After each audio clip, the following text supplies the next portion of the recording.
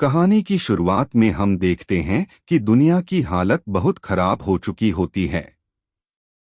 धरती पर फसलें उगना बंद हो रही होती हैं और लोग खाने के लिए तरस रहे होते हैं। फिल्म का मुख्य किरदार कूपर है, जो पहले नासा का पायलट था, लेकिन अब मक्के की खेती करता है क्योंकि उस दौर में वैज्ञानिकों से ज्यादा किसानों की जरूरत होती है। उसके घर में उसका बेटा टॉम, बेटी मर्फ और उसके ससुर रहते हैं। मर्फ बहुत ज्यादा बुद्धिमान होती है और उसे लगता है कि उसके कमरे में कोई भूत है क्योंकि बुकशेल्फ से किताबें अपने आप गिरती रहती हैं। कूपर उसे समझाता है कि भूत जैसी कोई चीज नहीं होती और कहता है कि अगर कुछ अजीब हो रहा है तो उसे ध्यान से देखो और समझने की कोशिश करो। एक दिन धूल भरी आंधी के बाद कूपर देखता है कि जमीन पर धूल एक खास पैटर्न बना रही है। वह समझ जाता है कि यह गुरुत्वाकर्षण के जरिए दिया गया संदेश है। जब वह उस पैटर्न को डिकोड करता है तो उसे एक लोकेशन के कोऑर्डिनेट्स मिलते हैं। कूपर उस जगह पर जाता है और वहां उसे नासा का एक गुप्त बेस मिलता है। नासा में उसकी मुलाकात डॉक्टर ब्रैंड और उनकी बेटी अमेलिया से होती है। डॉक्टर ब्रैंड कूपर को बताते हैं कि धरती अब इंसानों के रहने लायक नहीं रही और इंसानियत को बचाने के लिए किसी दूसरे ग्रह पर जाना होगा। वह बताते हैं कि सैटर्न के पास एक वर्महोल खुला है, जिसे किसी एडवांस सभ्यता ने बनाया है ताकि इंसान दूसरी गैलेक्सी तक आसानी से पहुंच सकें। डॉक्टर ब्रैंड कूपर को समझाते हैं कि 13 अंतरिक्ष यात्रियों को पहले ही वर्महोल के उस पार भेजा जा चुका है ताकि वे रहने लायक ग्रह खोज सकें। उनमें से 3 ग्रहों से सिग्नल मिल रहे होते हैं। अब कूपर और उसकी टीम का मिशन होता है उन ग्रहों को जांचना और देखना कि इंसानों के रहने के लिए कौन सा सबसे बेहतर है। मिशन के लिए कूपर के साथ अमेलिया, डॉयल, रोमिली और 2 रोबो टार्स और केस भी जाते हैं। ये लोग एंड्योरेंस स्पेसशिप में सफर करते हुए वर्महोल को पार करते हैं और गारगेंट्युआ नाम के एक विशाल ब्लैक होल के पास पहुंच जाते हैं। सबसे पहले वे मिलर्स प्लैनेट पर जाते हैं, जो ब्लैक होल के बहुत करीब होता है। यहां फिल्म टाइम डायलेशन का कॉन्सेप्ट दिखाती है। ब्लैक होल के पास समय बहुत धीरे गुजरता है। इस ग्रह पर 1 घंटा पृथ्वी के 7 साल के बराबर होता है। 1 hour on millers planet, 7 years on earth.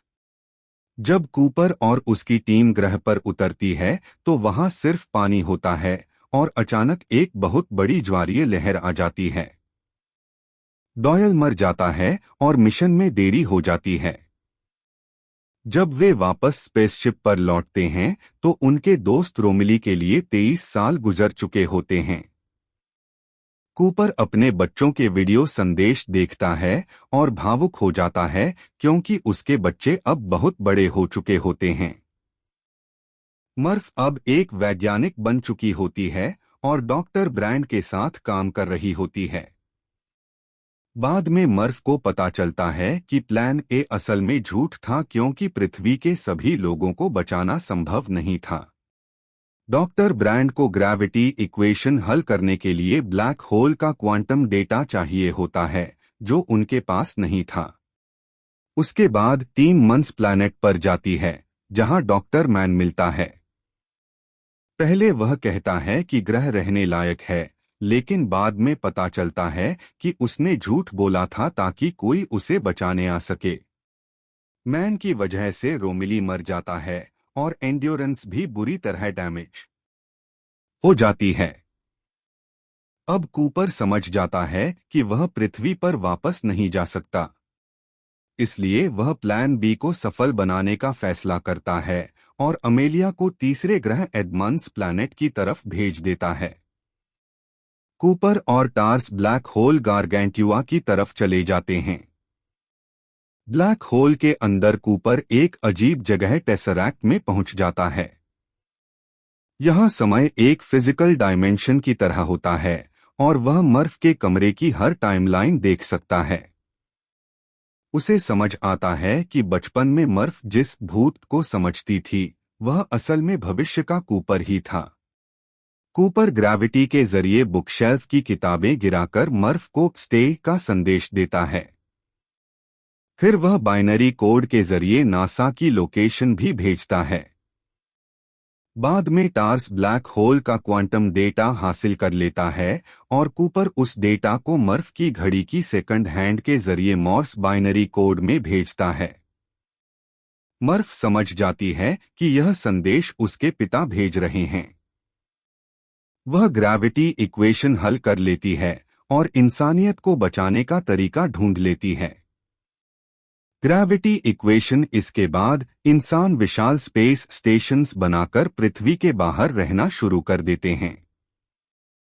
जब कूपर को होश आता है तो वह एक स्पेस स्टेशन पर होता है जिसका नाम कूपर स्टेशन होता है।